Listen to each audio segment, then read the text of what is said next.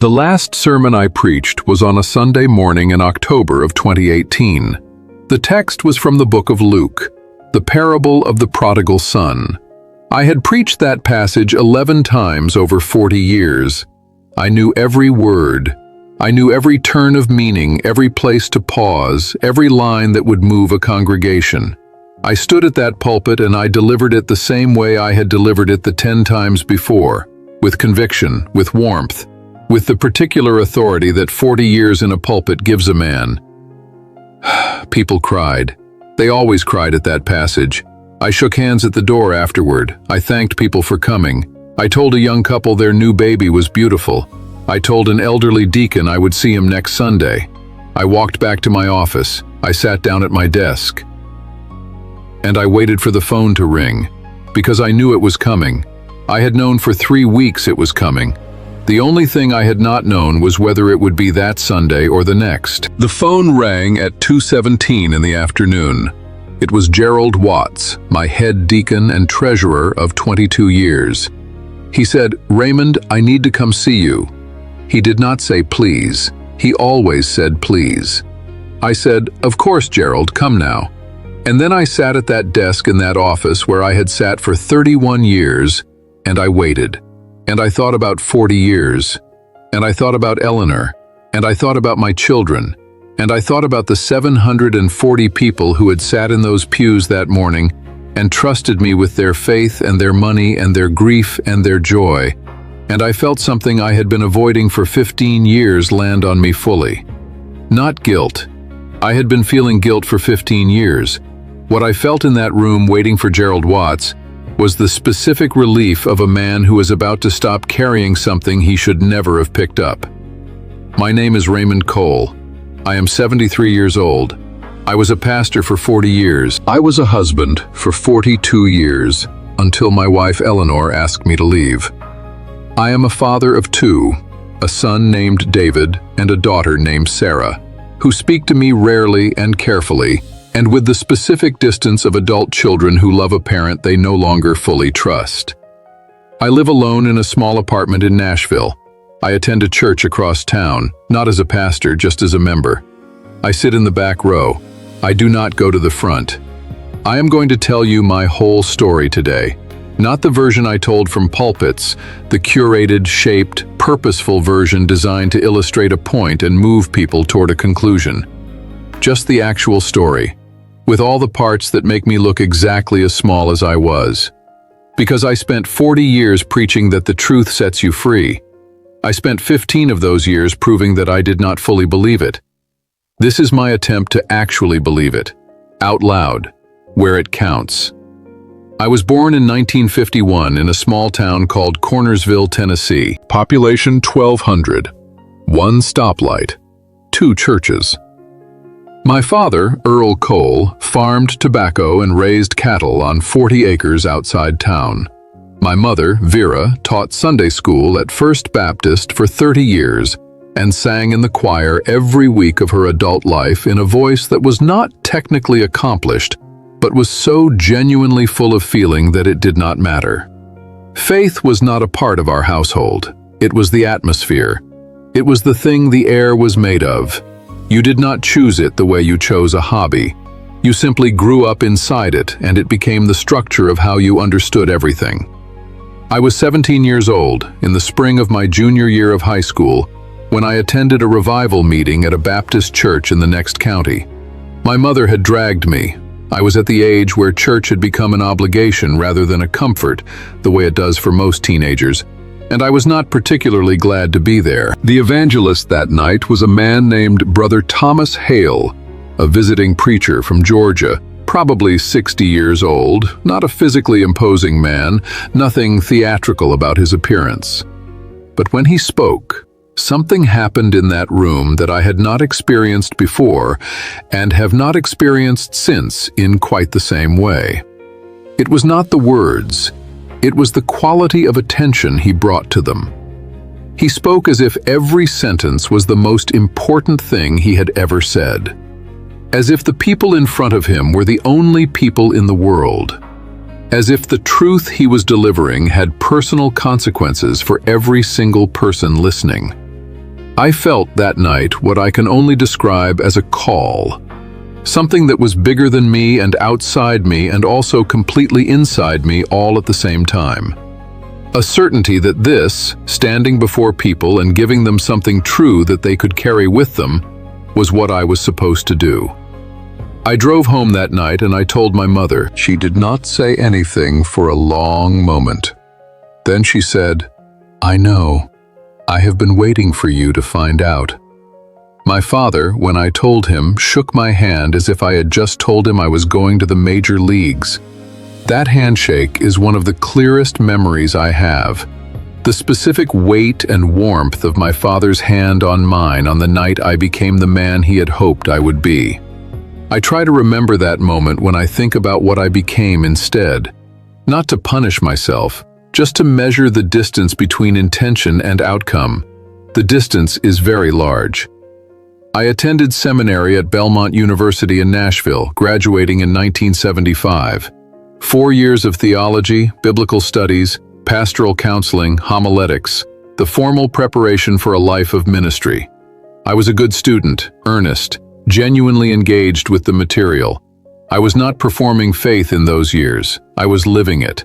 I want that to be understood. The Raymond Cole who graduated seminary in 1975 and married Eleanor Patterson that same year was not a man who had already decided to be dishonest. He was a man who believed completely in what he was doing and had not yet discovered the particular weakness in himself that would eventually make a liar of him. We all have that weakness somewhere. Some of us are unlucky enough to find it, or perhaps lucky enough, depending on whether you believe, as I now do, that being forced to see yourself clearly is ultimately a form of grace regardless of how it feels when it happens. Eleanor Patterson was the daughter of a deacon at First Presbyterian in Nashville. I met her at a church social in 1973, 2 years before I graduated seminary. She was 22 years old and she had a quality I recognized immediately because it was the opposite of something I secretly feared in myself. She was completely without performance. She said what she thought. She felt what she felt, openly. She had no interest in managing other people's impressions of her. In the world of ministry, where image and presentation are perpetually at the center of everything, Eleanor was a woman who simply was who she was and expected the same from everyone around her, including me, especially me. That expectation was the greatest gift she ever gave me, and the thing I spent 40 years failing to honor. We were married in June of 1975, and I accepted my first pastoral position at a small congregation called Grace Fellowship Church on the east side of Nashville that same fall. 83 members, a building that needed a new roof, a part-time secretary, a salary that required Eleanor to work full-time as a teacher for the first several years to supplement it. I did not mind. I was doing what I was supposed to be doing. That certainty is hard to overstate. There is a particular peace that comes from believing you are exactly where you are supposed to be, doing exactly what you were made to do. I had that peace for the first decade of my ministry, and it was the most grounding thing I have ever felt. Losing it, which happened gradually in ways I did not name for a long time, is what opened the door to everything that followed. Grace Fellowship grew, slowly at first, then steadily. By 1985, 10 years in, we had 300 members and had paid off the building. By 1995, we had 500 members, a full-time staff of 4, a building fund for a new sanctuary, and a reputation in Nashville as one of the city's most genuine and compassionate evangelical congregations. I was known for my preaching, particularly my pastoral care. The ability to sit with people in their hardest moments and say something that reached them. I was good at it. I am not saying that immodestly. It was simply true. I had a gift for finding the right words for the right moment and delivering them in a way that people felt. 15 years later, that same gift would serve me very well in the project of convincing myself and everyone around me that nothing was wrong. Eleanor and I had 2 children, David in 1978, Sarah in 1982. They grew up in the church the way children of pastors do, half belonging and half performing belonging, always slightly aware that their father's public role placed expectations on them that other children did not carry. David handled this well, He was his mother's son, direct, unperformative, somewhat skeptical of institutional religion even while respecting genuine faith. He became an engineer. He lives in Charlotte. We talk every month or 6 weeks. It is careful but warm. Sarah struggled more with the weight of being a pastor's daughter. She needed a father who was fully present, and what she got was a father who was physically present, but increasingly living in the divided attention of a man managing 2 realities at the same time. She is the child I failed most completely. She knows it, and I know it, and we are both working on what to do with that. I want to spend some time on this part because I think it matters to understand the full picture. The pastor his congregation believed in for 40 years was not entirely a fiction. I need to say that honestly. The pastoral care was real. The hours I spent sitting with dying people and their families, real.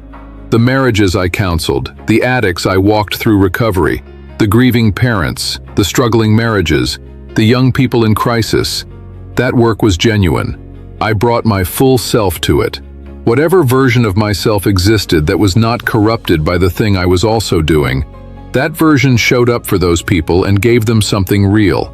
I believe that. I have to believe it. Not to excuse what I also did, but because the alternative, that none of it was real, that 40 years of ministry was entirely performance, is something I cannot hold and remain functional.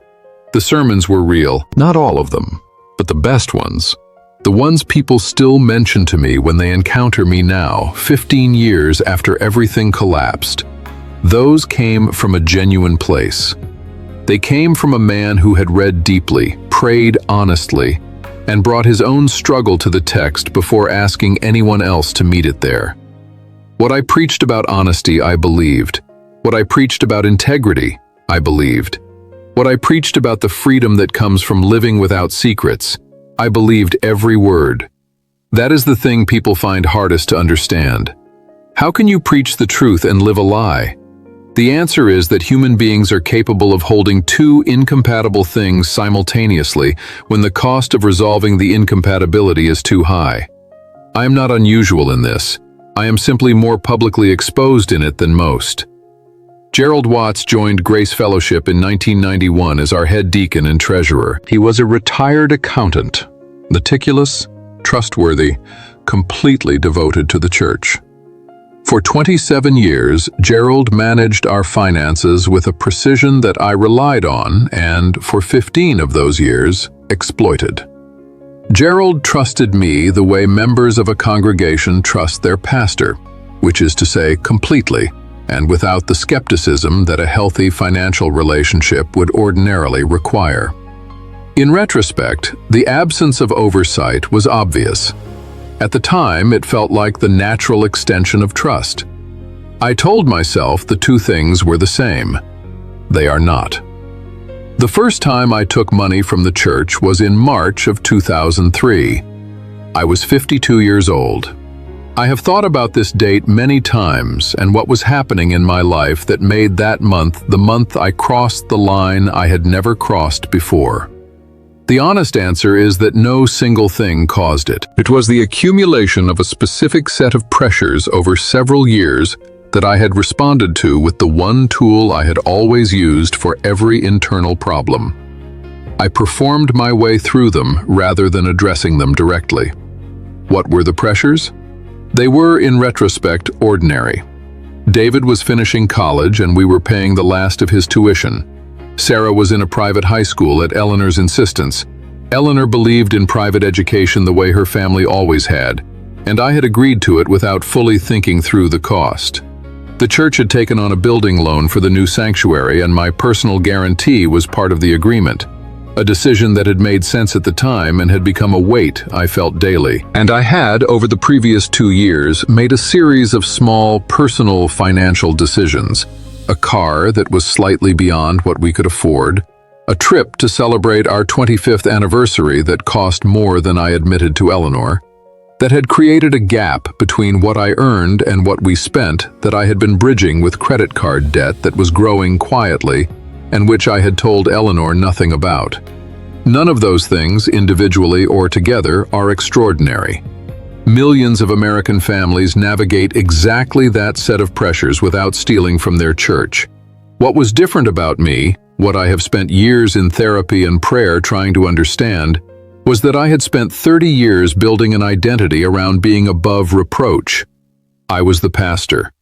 I was the one people brought their problems to.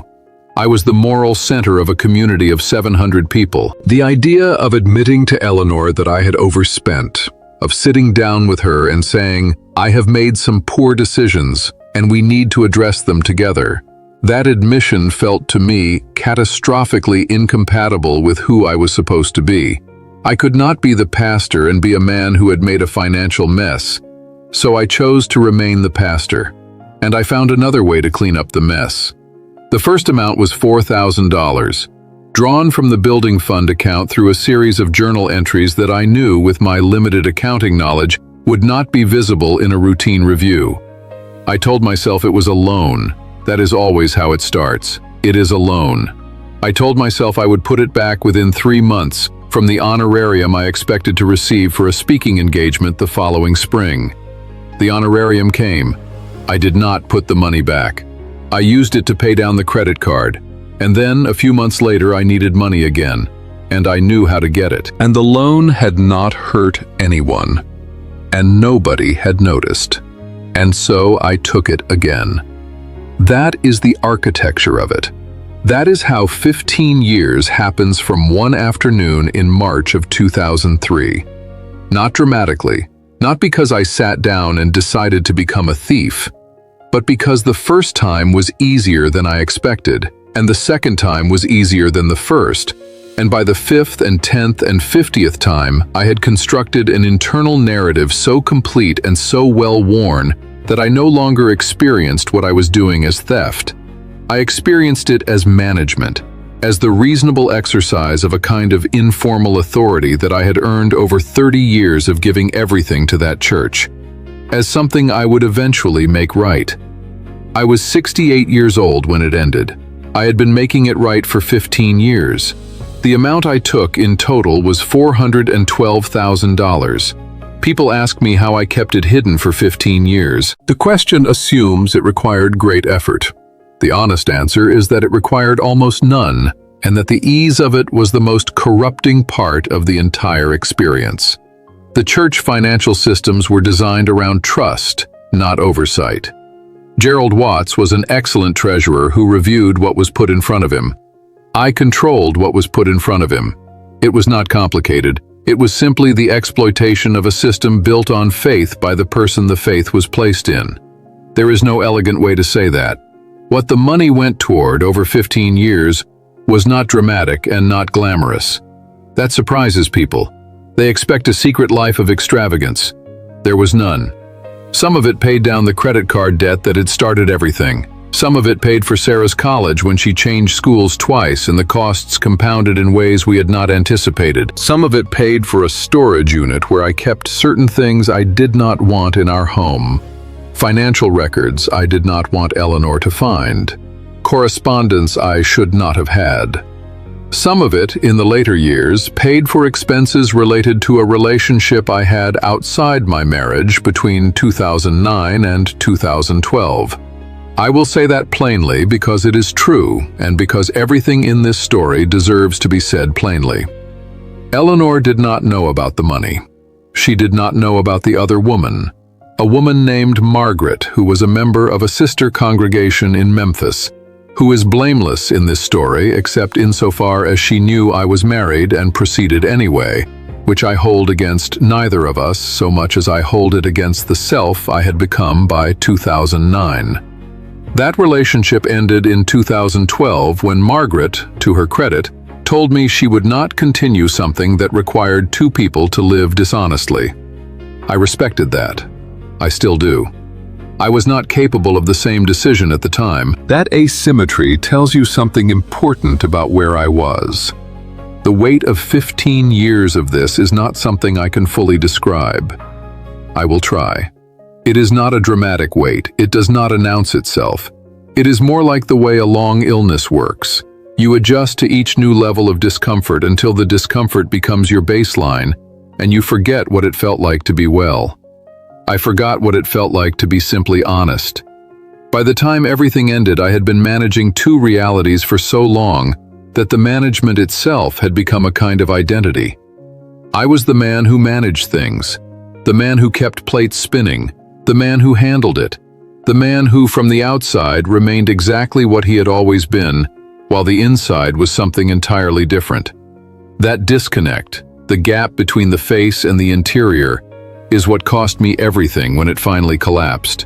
Because the collapse was not just financial. It was the collapse of every relationship built on the face when the interior was finally revealed.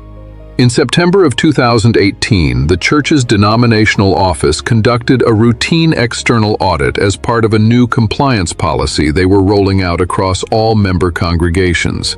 It was not targeted at Grace Fellowship specifically. It was not prompted by suspicion. It was simply a random administrative process that happened to fall on my congregation in my final year of active ministry. I had known for 3 months that the audit was coming. I had spent 3 months telling myself it would not find anything significant, that I had covered the entries carefully, that 15 years of careful management would withstand a routine review. I was wrong. The auditors found the first discrepancy on a Wednesday. By Thursday, they had found 6 more. By Friday, they had a figure. Gerald Watts called me on that Sunday afternoon as I sat in my office after the last sermon I would ever preach from that pulpit. He did not ask questions on the phone. He came to the office and he sat down across from me and he put a single sheet of paper on the desk between us with a number on it. And he looked at me across 31 years of trust and he said, "Is this right, Raymond?" And I said, "Yes, Gerald, that is right." And the look on his face at that moment is something I will carry for the rest of my life. It was not anger. It was not shock exactly. It was something closer to the look of a man watching a building he helped construct come down floor by floor while he stands too close to move. The 72 hours that followed were the most concentrated experience of consequence I have ever had or expect to have. The church board was convened that Sunday evening. I attended. I answered every question. I did not deflect or minimize or ask for time to prepare a statement. 15 years of deflection and minimization had ended the moment I said yes to Gerald Watts. I was placed on immediate administrative leave. The denomination was notified Monday morning. A forensic accountant was retained. The police were contacted by Tuesday. I told Eleanor on Monday evening. I sat her down in the kitchen. Our kitchen, the kitchen where we had eaten every dinner of our marriage, where our children had done their homework, where Eleanor had made coffee every morning for 42 years. And I told her everything. The money, the years, Margaret, all of it, in order, without editing. Eleanor listened without interrupting. When I finished, she sat quietly for what felt like a very long time. Then she asked 2 questions. The first was, "Is there anything else?" I said no. The second was, "How long have you known you were going to tell me?" I said, "Since Sunday." She said, "Not before Sunday?" I said no. She nodded. She stood up. She put her coffee cup in the sink. She walked to the bedroom and she closed the door quietly. Not slammed, closed. That quiet closing of a door was the sound of 42 years ending. I was charged with 3 counts of wire fraud and 1 count of breach of fiduciary duty. I pled guilty. My attorney negotiated a sentence of 18 months probation, full restitution, and mandatory community service in recognition of my cooperation and my lack of prior criminal record. I spent the next 4 years making restitution payments from the sale of our home, my retirement account, and everything else I had. The restitution is complete. That is the only clean sentence in this entire story. Eleanor filed for divorce in February of 2019. She was 66 years old and she did not want a divorce. She had not wanted one. She had wanted a husband who was the man she thought she had married. What she had was a husband who had revealed himself at 68 to be someone she did not recognize. The divorce was finalized in the fall of 2019. She kept the new house we had moved to when the old one was sold. I moved into the apartment where I live now. I furnished it simply. I did not take many things. Taking things felt wrong in a way I could not have fully articulated, but which I think had to do with a sense that I had forfeited the right to claim what I had accumulated during the years I had been taking from other people to accumulate it. David called me every week for the first 3 months after everything broke. Not warmly, carefully. The calls of a son trying to understand what the father he had known his entire life had actually been. He was not cruel. David does not do cruelty. But he was honest, in the way his mother had always been honest, and the honesty was difficult to receive. He said once, "I do not think you are a bad person, Dad. I think you are a person who made a decision to protect your image more than the people you were supposed to serve." And then he said, "I think I knew something was wrong. Not what, but something. And I did not ask because I did not want to know." He said that without accusation, just as a fact. I have thought about it many times since. Sarah did not call for 6 months. When she finally did, she asked me one question. She said, "Did you ever think about us when you were doing it? Me and David and Mom? Did we ever come to mind?" I said yes, many times. She said, "What happened when we came to mind?" And I said, "I told myself I would fix it before it ever affected you." And she said, "And how did that work out?" And there was nothing to say to that was worth the breath it would take to say it. The Congregation of Grace Fellowship, the 740 people who had sat in those pews that last Sunday morning, scattered in the months after my resignation. About half found other churches. Some left organized religion entirely. The building was eventually sold to another congregation. The new pastor, I am told, is doing good work there. I am glad. I genuinely am. The people who built that congregation over 40 years deserved better than what I gave them in the last 15. They deserved a pastor who was what he appeared to be. I was not that. I cannot give them back the 15 years. I can only hope that what was genuine in the 40 was sufficient to leave something useful behind. I taught forgiveness for 40 years. I preached it. I counseled people through it. I walked people toward it in the hardest circumstances. The death of children, the betrayal of spouses, the estrangements of families. I knew the theology of forgiveness better than almost anyone I have ever met. And for 15 years, I never applied it to myself. That is the center of this entire story. Not the money, not the other relationship, not even the impact on my family, as devastating as that impact has been. The center is this. I could not forgive myself for being imperfect. I could not admit to being a man with ordinary financial pressures and ordinary human weaknesses, because the identity I had built, the pastor, the spiritual authority, the man above reproach, had no room for ordinary human weakness. And so the weakness went underground. And underground it grew into something far worse than anything I would have faced if I had simply been honest at 52. That is what perfectionism does when it meets real human fallibility. It does not produce perfection, it produces hiding. And hiding, sustained long enough, becomes its own catastrophe. The first thing I know now that I wish I had known then: the identity you build around being good is the most dangerous identity you can carry. Not because being good is wrong, but because an identity built around the appearance of goodness has no mechanism for handling the reality of imperfection except concealment. I was a good pastor in many ways. I was also a man with weaknesses, pressures, and failures like every other human being on earth. If I had been able to hold both of those things simultaneously, if I had been able to say to Eleanor, to my board, to my congregation in some appropriate way, I am the pastor and I am also a man who has made some financial mistakes and needs help, the story would have been completely different. Not without consequence, but the consequences would have been proportionate to the original mistake rather than to 15 years of compounded concealment. Honesty at 52 would have cost me some dignity and some authority. Honesty at 68 cost me everything. The price of delayed truth is always higher than the price of immediate truth. Always. The second thing, accountability structures are not a sign of distrust. They are a form of love. The church finance system that allowed me to do what I did for 15 years was built on unconditional trust.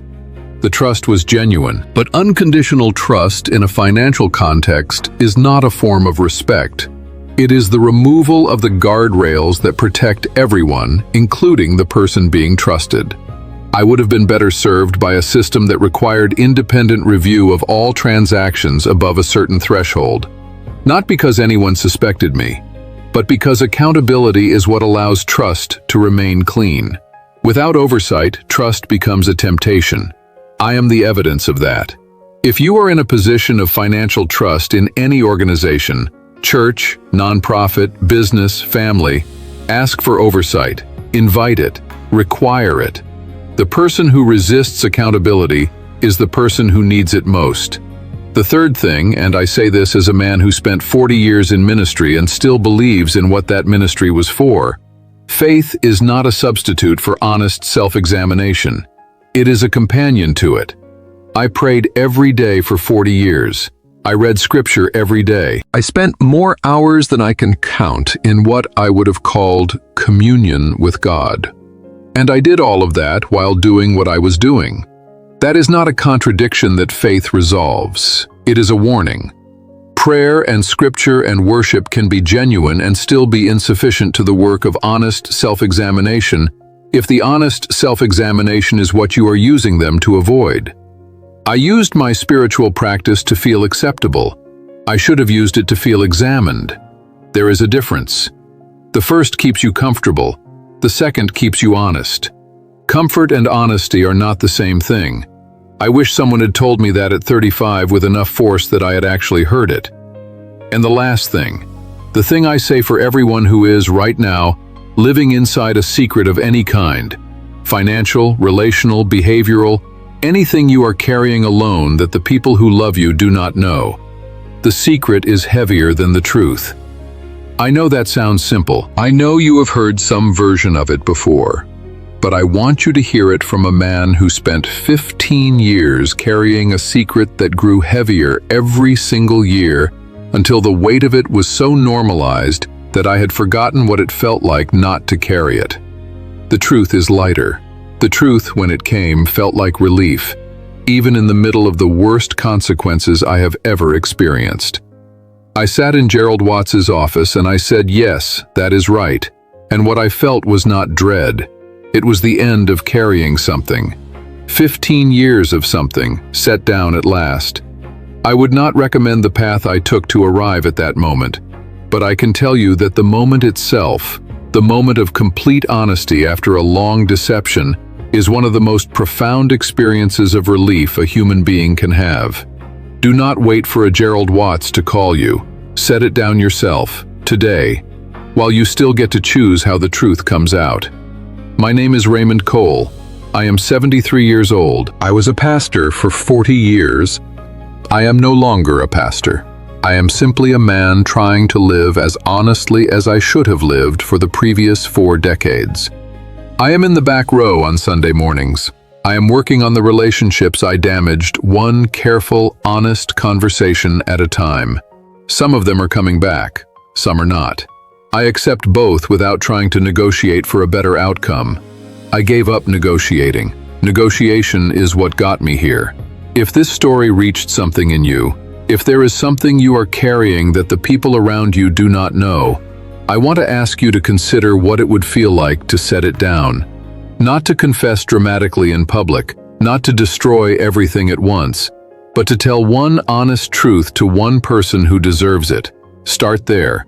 It is enough to start there. Subscribe to Senior Untold Stories. New story every week. Real lives, hard lessons, unheard voices. Leave a comment below. Tell me what stayed with you. I read everything. God bless you. Good night.